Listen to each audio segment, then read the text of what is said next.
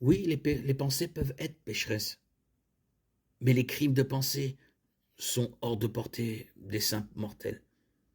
Les hommes ne peuvent pas lire dans les pensées des autres, ni voir leurs pensées, mais Dieu connaît toutes nos pensées, et il est le souverain, le juge parfait de l'univers. Jean 2, 24, 25. Mais Jésus, lui, ne se fiait pas à eux parce qu'il connaissait tous les hommes. Et il n'avait besoin de personne pour rendre témoignage de l'homme, car il savait lui-même ce qui était dans l'homme.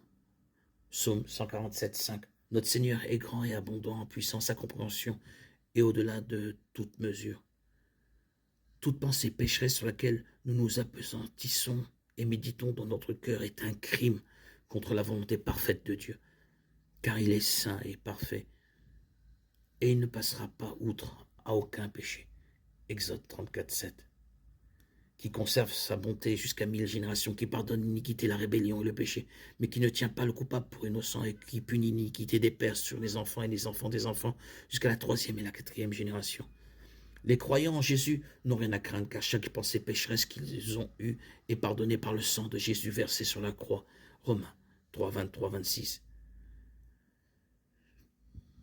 Ils sont gratuitement justifiés par sa grâce, par le moyen de la rédemption qui est en Jésus-Christ. C'est lui que Dieu a destiné à être par son sang une victime propitiatoire, afin que ceux qui croient en lui puissent la recevoir, afin de montrer sa justice, parce qu'il avait laissé impunis les péchés commis auparavant au temps de sa patience. C'est afin de montrer sa justice dans le temps présent, en étant juste tout en justifiant celui qui a la foi en Jésus.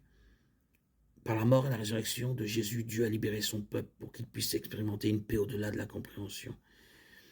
Et il nous a libérés de la peur du jugement. Par la grâce de Dieu, nous pouvons avoir des pensées sur l'amour et la miséricorde de Dieu pour nous, ce qui nous conduit à nous réjouir. Philippiens 4, 7. Et la paix de Dieu qui surpasse toute intelligence gardera vos cœurs et vos pensées en Jésus-Christ. 1 Jean 4, 18. Il n'y a pas de crainte dans l'amour, mais l'amour parfait bannit la crainte, car la crainte est un châtiment, et celui qui craint n'est pas parfait dans l'amour.